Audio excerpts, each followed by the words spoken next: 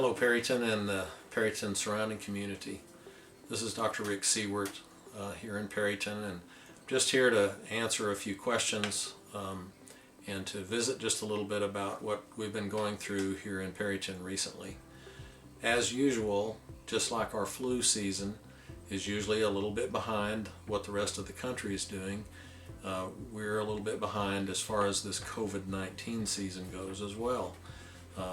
And even though we did really well for a long period of time, we now have cases in Perryton, and so there have been some questions and so on as to what we need to do. What works for large metropolitan communities and what works in Perryton, Texas are two different things. And even though in the larger communities they're talking about opening up a little bit and getting out, and I know people are really sick of this quarantine stuff. Everybody's crazy about having to stay at home all the time, and we're all ready to get back to our lives. But with Perryton in the condition that it's in at this moment, we feel like as a medical staff and hospital district that we should pay attention to the fact that we need to be very vigilant and we need to be careful at this point. So I'm going to just go over a few items that I feel like are just the simple little things that we all should be doing on an everyday basis. And I'm not here to squelch any treatment plans or to talk about other possibilities, but these are the definite tried and true things that we know we can do. At this time, there is no specific treatment for this COVID-19 viral disease. And at this point, we do not have a vaccine available either. And that may be anywhere from 12 to 18 months out. So in the meantime, we need to be practicing those universal precautions that we all have heard. And those are the things that are tried and true and that we know will help slow the progression of this disease and hopefully give us an opportunity to get back to our lives. So, wash your hands. Wash them a lot. Count to 20 or say the alphabet while you're washing your hands. Keep your hands away from your face at all times as best as you can.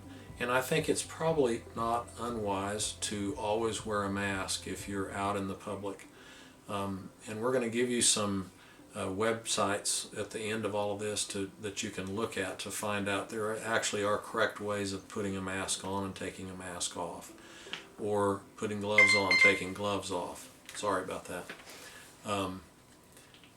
We also need to be sure that we're social distancing still. You know, the 6-foot rule that we have at the grocery store or Gebo's or at the lumber yard or wherever you may be.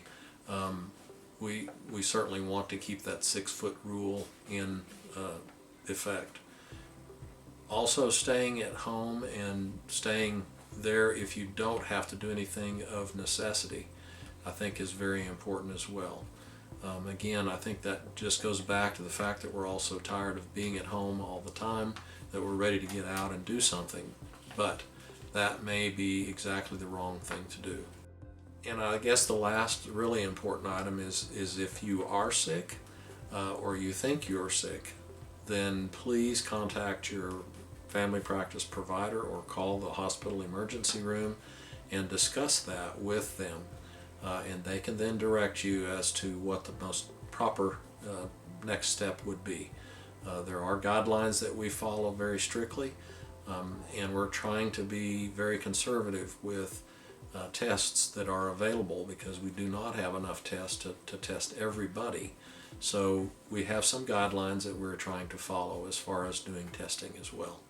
If you are sick, we want you to stay at home and again, contact your family practice provider.